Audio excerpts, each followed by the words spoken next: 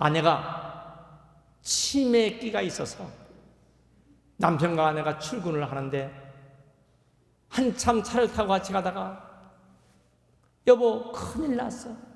왜? 전기 다리미를 안 끄고 왔어. 할 수 없이 남편이 차를 돌려서 집으로 갔어요. 아파트로 부지런히 뛰어 올라갔어. 열어보니까 전기 다리미가 꺼져 있었어.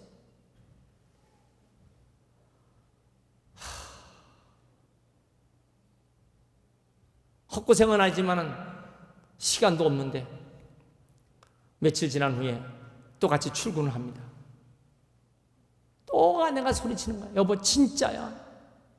전기다님이 또 안 끄고 나갔단 말이야. 그냥 갈래야 혹시 화재가 날까봐 다시 돌아왔어. 다시 아파트에 올라갔어.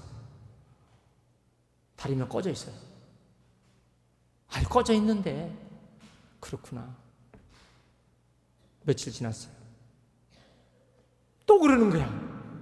이번엔 정말 다리미를 그대로 놓고 왔어요. 자, 가야 합니까? 그냥 출근해야 합니까? 차를 길 옆에 딱 세웠어요. 남편이 뒤트렁크를 열면서 전기다리미 내가 그래서 가지고 왔어.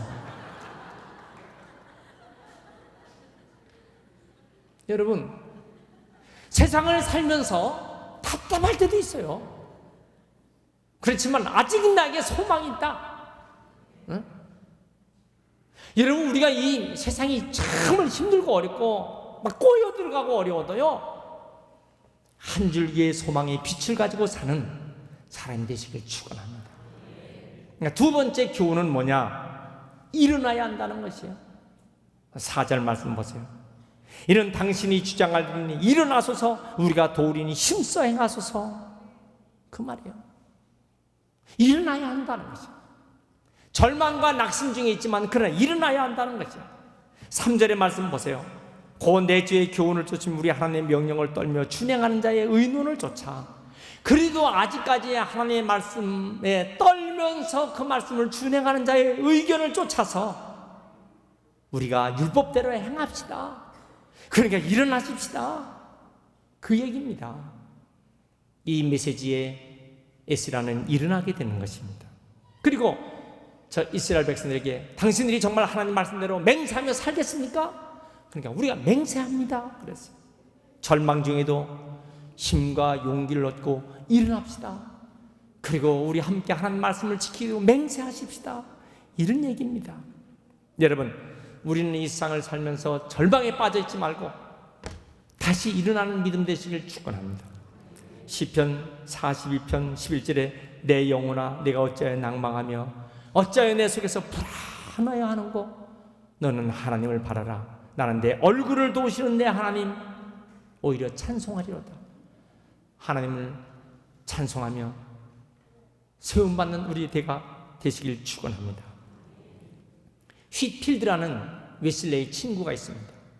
그런데 그 휘필드는 이 목회자도 낙심할 때 있습니다. 위대한 이 하나님의 종들도 낙심할 때 있어요. 다 잃어버렸어요. 건강도 잃어버렸고 복음을 전파할 수 있는 모든 여건, 재물도 경제력도 다 잊어버렸어요. 나는 이제 끝났다. 다 잃어버렸다. 그러니까 그때 옆에서 헌팅턴 여사가 이런 말을 했어요. 감사하세요. 예수님께서 이 땅에 오신 것은 잃어버린 자를 찾아 구원하러 오셨기 때문에 그 한마디에 예수님은 잃어버린 자를 찾아 구원하신다. 건강도 잊어버리고 경제력도 잊어버리고 다 잊어버렸으나 바로 주님은 나를 위해서 이 땅에 오셨구나. 이 메시지에 힘을 얻고 위대한 화이트필드는 대부흥의 역사를 성공적으로 승리했습니다. 여러분, 우리 하나님 말씀 붙잡고 일어나시길 축원합니다. 존 웨슬레도 요한 웨슬레도 몸이 약했어요. 이 하나님 복음을 전파하면서 말을 타고 다니면서 수만 마일을 다니면서 복음을 전할 때 자기의 건강이 다 약화됐어요. 그 옆에 있는 그 친구가 이런 말을 했어요. 당신이 오늘 저녁에 죽는다면 당신은 어떡하겠어? 그러니까 어떡하기는, 오늘 저녁에 내가 죽는다면 오늘 아침 난 일어나서 찬송하며 일어나서 기도로 시작하고 나와 만나기를 약속한 사람들 다 만나고, 그리고 저녁 때가 되면 내 가족과 함께 식사하고, 그리고 내가 기도하고 잠자리에 든 다음에 다음날 아침 눈을 뜨면 천국에서 눈 뜨겠지. 이 확신. 내가 오늘 죽는다면, 오늘 밤 죽는다면 내일 아침 눈 뜨는 천국에서 난 눈 뜬다. 이 확신. 여러분이기 때문에 그런 위대한 세계적인 존 웨슬리의 감리교를 창시한 사람이 된 줄 믿습니다. 여러분, 우리도 이 확신 가운데 사시기를 축원합니다. 하나님은 나를 도우신다. 바람과 함께 사라지다. 이 영화가 유명한 영화로 여러분 마가레트 미첼이 이 원고지를 쓴 것입니다. 몸이 약해서 골절상을 입고 7년 동안 소설을 썼어요. 그렇지만은 무명의 사람, 누가 출판사에서 이거 뭐 책이 나와야지 세상에 펴지는 거고, 그 책을 가지고 뭐가 될 텐데 원고지만 쌓아놨으니 이게 되겠어요? 이것을 어떻게 출판할 수 있을까? 수많은 출판사를 다니면서 이 책을 출판해달라고 하나 다 거절당합니다. 무명의 사람이 쓴 원고지 누가 그거 알아주겠어요? 그런데 어느 날 애틀란타 역에서 뉴욕으로 가는 기차역에서 유명한 출판사 사장인 레이슨이라는 사장이 그 기차표를 끊고 있는 걸 봤어요. 그를 만났어요. 제발 한 번만 제 원고를 읽어주세요. 그의 여행짐에다가 가방에다 담아서 그것을 주니까 얼마나 귀찮은 일입니까? 제발 한 번만 제 원고를 읽어주세요.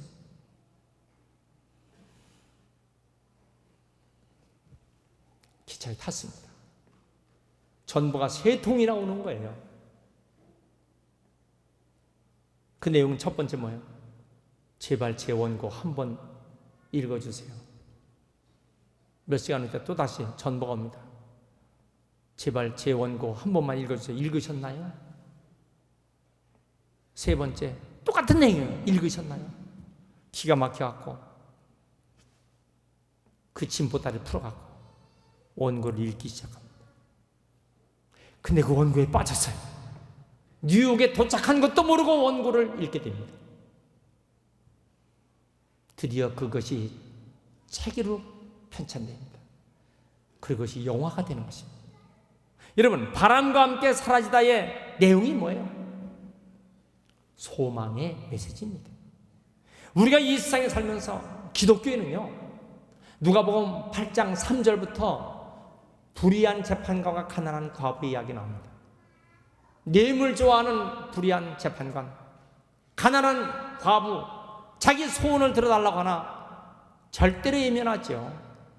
그러나 아침에도 저녁에도 봄이 와도 여름, 가을, 겨울 또 새봄이 와도 계속 자기의 소원을 들어달라고 할 때 이 불의한 재판관이, 이야, 끈질기구나.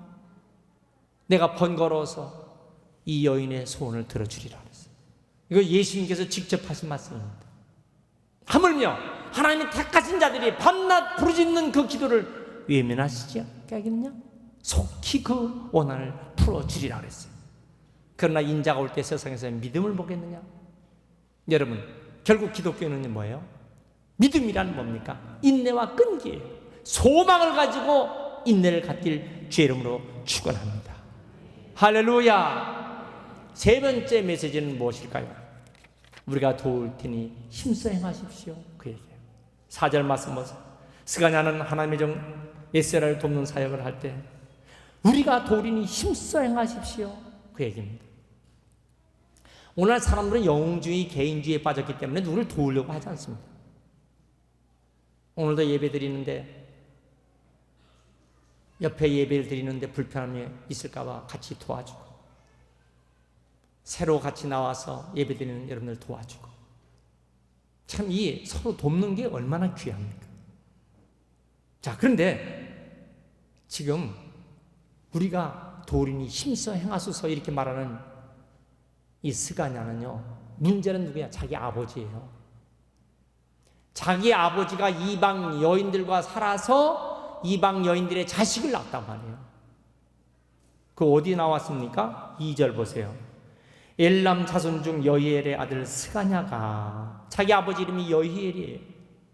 근데 그 여히엘이 하나님의 말씀을 거역한 거예요. 26절 보세요. 엘람 자손 중에서 마따냐와 스가냐와 여히엘과 압디왔어. 그러니까 제일 먼저 이 신앙개혁의 대상이 누구냐? 자기 아버지예요. 종교개혁에 누구를 지금 제일 먼저 희생을 해야 되냐? 자기 아버지를 희생해야 되는 거예요. 이거 얼마나 어려운 얘기입니까? 이방 여인과 혼인한 명단에 자기 아버지의 명단이 있는 걸 아는데, 여러분 오늘날 교회에서 신앙생활하면서 무슨 얘기가 있습니까? 혈육의 피가 예수의 피보다 진하다는 말이 있어요. 자기 혈육이, 자기 자녀가, 자기 형제가 한 교회에서 신앙생활할 때 하나님의 진리의 법보다는, 원칙보다는 내 혈육을 먼저 더 강조하고 있다는 거예요. 자, 여기 이 스가냐가 한 얘기 굉장히 어려운 얘기죠. 자기 아버지가 제일 먼저 대상이 되는 거 아는데도 불구하고 힘써 행하소서 우리가 돕겠나이다. 여러분, 오늘 이 진리를 향한 하나님 중심인 신앙생활에 스가냐의 말에 우리는 귀를 기울여야 합니다. 자, 7절 보세요. 너희는 예루살렘으로 모이라. 다 모이도록 소집했어요. 누구든지 3일 내로 오지 않으면 그 재산을 정몰하고 해서 쫓아내리라 그랬어요. 엄한 명령이요, 인사권과 사법권을 지금 선포한 것입니다. 다 죄를 회개하도록 시켰어요. 11절, 이제 너희 조상들이 하나님 앞에서 죄를 자백하고 그의 뜻대로 행하며 그 지방 사람과 이방 여인을 끊어버리라. 12절, 당신의 말씀대로 우리가 마땅히 행할 것입니다. 그렇지만 반대자가 꼭 있어요. 4명. 어디 있어요? 15절에 누굽니까? 오직 안 되는 사람, 아사엘의 아들 요나단, 다과의 아들 야스야, 그 일을 반대하고 무술람, 삽부대, 이 4사람은요 또 반대자가. 우리가 하나님의 일을 할 때도요, 이 선한 일을 할 때도 반대자는 꼭 있게 마련이에요. 그렇지만 그게, 그런 반대자 때문에 하나님의 일을 거역할 수 없어요. 하나님은 결국 하나님의 역사는 이렇게 위대하게 성취되어 나갔던 것을 볼 수 있습니다. 여러분, 오늘 말씀은 무엇입니까? 에스라와 같은 대지도자도 절망할 때가 있어요. 기가 막혀 주저앉을 때도 있습니다. 그러나 스가냐라는 이름 없는 한 사람이지만 그로 하여금 소망을 주게 됐어요. 우리 모두 이런 소망의 사람 되시길 축원합니다. 우리의 환경을 보면 힘들고 어려울 때가 너무 많아요. 그럼 다시 일어나는 것입니다. 세월호 사건의 문제가 뭡니까? 세월호라는 배가 다시 일어나질 못하는 거예요. 그 험한 파도에 배는 흔들릴 수도 있고 기우뚱할 때도 있어요. 그러나 기우뚱하고 넘어질 때도 있지만 다시 일어나는 것이 복원력이 있거든요. 배에 복원력이 있어야만 어떤 풍랑에도 기우뚱하지만은 일어나는데, 여러분 우리의 신앙이 뭡니까? 우리가 세상을 살면서 숱하게 기우뚱거리고 기울어질 때가 많아요. 그렇지만 어김없이 하나님의 성전에 와서 다시 한번 일어나는 복원력이 있길 축원합니다. 따라합시다. 주여, 나에게 영적인 복원력을 주옵소서. 이 복원력이 없으면 침몰되는 거예요. 우리 신앙의 위대한 힘이 어디 있습니까? 우리나라는요 세계의 유명한 나라입니다. 불과 60년 전 이 지구상에서 가장 못 사는 나라 중에 하나, 꼴등에서 두 번째, 167개 국가 중에서 꼴찌에서 두 번째 나라가 우리 대한민국. 60년이 지난 지금 산업화와 민주화를 동시에 이루는 세계 12번째 GDP가 위대한 산업화의 국가 대한민국. 그렇지만 얼마나 부끄러워요. 3년 연속 하루에 평균 40명씩 자살하고 있어요. 이게 말이 되는 거예요? 이렇게 좋은 환경, 이렇게 아름다운 대한민국에서 어떻게 하면 자살을 살자로 바꿀 수가 있을까 말이에요. 이 보건력이 아무도, 우리나라는 전 세계에서 대학 취학률이 가장 높은 나라입니다. 84%가 고등학교를 졸업한 다음에 대학을 진학하려고 하는 나라가 우리나라예요. 아무리 학문을, 아무리 세상의 지식을 많이 가져도 우리의 영혼을 복원할 수 있는 힘은 학문에 있질 않아요. 경제력에 있지 않습니다. 어디 있습니까? 하나님 말씀에 있는 것이에요. 우리가 기독교인들이 중요한 것이 뭡니까? 영적으로 우리가 복원력을 갖지 못하면, 제가 목회하면서 28년 동안 우리 교회에 수천 명의 성도들, 우리 교회를 통하여 복음을 받은 사람이 수만 명일 거예요. 근데 우리 교회 다니면서 자살한 사람 28년 동안 없어요. 우리 교회 내에는 없습니다. 우리 교회 다니다가 교회 등지고 다른 데 가다가 그런 일을 한 사람은 혹간 두 사람이 있었지만은 우리 교회는 있을 수가 없어요. 이거 왜 그렇습니까? 신앙의 복원력, 내 영혼의 복원력.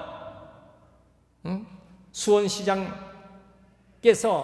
엊그저께 하는 말이, 저녁이 지나서 아침에 국장 실장들이 보고할 때 보면 어젯밤에 3명이, 어젯밤에 4명이 자살을 했습니다. 이런 보고받는 것, 이것 때문에 저 북문에서부터 남문까지 생명을 존중히 여기고 자살하지 맙시다, 이런 캠페인을 지난 주일에 벌였던 것입니다. 여러분, 우리가 우리의 생명의 소망이 늘 있음을 믿으시길 축원합니다. 할렐루야. 콜럼버스가 신대륙을 발견할 즈음에는 유럽이 가장 침울하고 암흑의 세계였어요. 소망이 없었어요. 그때 콜럼버스는 신대륙을 발견하기 위해서 배를 타고 지금 큰 희망을 가지고 갑니다. 근데 그 배에 누가 탔느냐? 자기 동네에서 조그만 구두 수선집, 노인이 하는 구두 수선집에서 일하는 한 청년이 이 콜럼버스의 신대륙 발견에 배를 탔어요. 목적, 이 배를 타고 갔다 와서 약간의 돈을 벌면 그 돈 버는 걸 가지고 우리 동네의 늙은 노인 할아버지가 경영하는 구두 수선집을 그걸 인수받아서 살려고 하는 소망이에요. 그런데 이 배를 탔는데 이 배가 얼마나 풍랑에 요동을 하는지, 내가 죽으면 어떡하나, 죽으면 내가 그걸 못 살 텐데, 가도 끝이 안 나와, 신대륙 발견은 언제 갈지 모르겠어, 또 걱정이 있는 거야. 이거 내가 늦게 도착하면은 갔다가 왔을 때 노인이 먼저 죽으면 다른 사람이 그 가게에 사면 어떡하나. 여러분, 사람이 두 가지 종류의 사람이 한 배에 타고 있어요. 콜럼버스는요, 저 신대륙, 아메리카 대륙, 그 아메리카 대륙에 된 큰 포부를 가지고 지금 이 배를 타고 가는데, 이 한 청년은요, 고향집에 있는 구두 수선집 인수하는 그 생각 때문에 근심 걱정에 지금 가지고 있어요. 우리가 이와 같이 교회에 와서 신앙생활 하면서도 어떤 사람은요, 나는 찬란한 하나님의 나라의 영광된 것을 바라보고 이 미지의 그러나 분명한 하나님께서 우리에게 약속하신 살아계신 하나님, 눈엔 보이지 않고 손엔 잡히지 않지만은 주님은 나를 도와주고 계시고 난 큰 포부 가지고 산다, 이런 사람이 있는가 하면은 털째째하게 자기 고향집에 다 허물어가는 구두 수선집 인수하는 것 때문에 크게 빠져있는 사람이 있다는 것입니다. 여러분, 우리는 어떻게 살아야 할 것인가? 베드로전서 1장 3절에 이런 말씀했어요. 찬송하려다 우리 주 예수 그리스도의 아버지 하나님이 그 많으신 긍휼대로 예수 그리스도의 죽은 자 가운데서 부활하심으로 말미암아 우리를 거듭나게 하사 산 소망이 있게 하시며 산 소망 있게 한다. 여러분, 우리가 이 세상에 살면서 늘 산 소망 가지고 사시길 축원합니다. 여기 제가 설명을 해드리려고 이 병을 하나가 여기 다 잘 보시기 바랍니다. 이 병 속에 뭐가 들었어요? 들었습니다. 자, 병마개를 열겠어요. 여기 들어있는 건 뭐냐면은 쥐 실험을 하는 것입니다. 이 쥐 실험을 하는데 이 병 속에 쥐를 집어넣고 대롱을 하나 꼽았어요. 대롱을 하나 꽂고 다시 마개를 닫았습니다. 그래서 이것을 이제 그림으로 이렇게 그렸어요. 제가 그림을 잘 보세요. 자, 그래서 이 병 속에다 쥐를 한 마리 넣고 대롱을 꼽아서 물을 집어넣습니다. 그럼요, 물이 차기 시작하면 쥐가 헤엄을 칩니다. 물이 이만큼 차면요 헤엄치기를 포기합니다. 그리고 결국 쥐가 죽는데 시간이 대략 15분이면 죽습니다. 몇 분이요? 15분이면 쥐가 죽습니다. 두 번째 실험을 합니다. 이 쥐에 수염을 다 밀어요. 수염을 다 밀고 얼굴에 쥐 털을 다 밀어버려. 그리고 다시 아까 방법으로 물을 집어넣습니다. 그러면 수염을 잘리고 얼굴 털을 밀은 쥐는요 아까 쥐보다도 훨씬 더 빠른 시간 내로 죽습니다. 헤엄도 치는 것을 거의 포기하다가 죽습니다. 세 번째 실험은 야생쥐를 잡아다가 여기다 집어넣습니다. 그리고 물을 채우면요 이제 먼저 본 두 번째 실험보다 더 빨리 야생쥐는 금방 죽습니다. 네 번째 실험은 이 쥐를 여기다 넣고 물을 집어넣다가 거의 이만큼 물이 찬 상태에서 빨리 물을 빼버리는 거예요. 그러면 쥐가 이제 안도에 숨을 쉽니다. 자, 그 다음에 다시 또 물을 채우는 것입니다. 그 물이 또 이만큼 차올라요. 긴급합니다, 지금. 그러다가 빨리 물을 또 빼버리는 거예요. 자, 이렇게 반복하기를 4번을 반복합니다. 어떤 결론이 생길까요? 이 쥐는요, 이제 압니다. 여러분, 우리가 만드는 모든 약 같은 것도 사실 다 이 쥐 실험 가지고 우리 약을 만드는 거예요. 그러니까 우리 인체와 이 쥐가 가장 비슷한 그런 것을 가지고 이 신쥐 실험을 해서 하는 거예요. 자, 이 쥐가 어떻게 될까? 위급한데 물을 다시 빼버렸어요. 살았다. 자, 4번째 반복한 이 쥐는요, 얼마 동안 사느냐? 계속 이렇게 반복시켰는데, 계속 이렇게 반복시켰을 때 60시간을 살아나는 것입니다. 이게 홉킨스 대학에서 이 실험하면서 뭘 결론을 내리냐면은,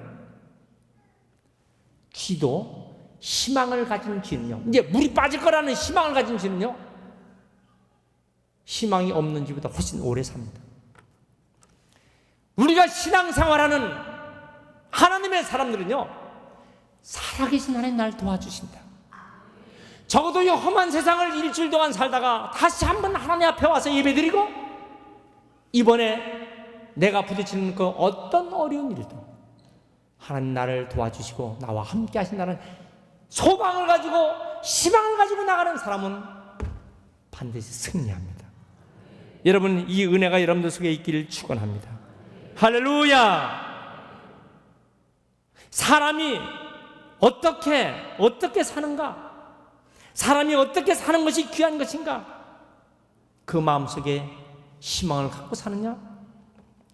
이 책이요, 사람이 무엇으로 사는가라는 책이 있는데, 독일 나치 수용소에서 갇힌 유대인들을 사람이 무엇으로 사는가의 그 내용 결과는 이것입니다. 그 수용소에 갇힌 사람이 희망을 잃지 않은 사람, 뭐 때문에? 나는 기어이 이 수용소에서 나가서 사랑하는 내 가족을 만나고 내 아내를 만나고 사랑하는 내 자녀를 만나고 나는 반드시 살아나야 한다. 이 희망을 가진 사람은 수용소에서 병들지 않고 견뎌내는 것입니다. 그런데 이 희망이 없는 사람은 수용소에 다 죽습니다. 우리가 이 하나님이 얼마나 귀한 산 소망을 주시는 하나님이신가를 우리가 알아야 돼요.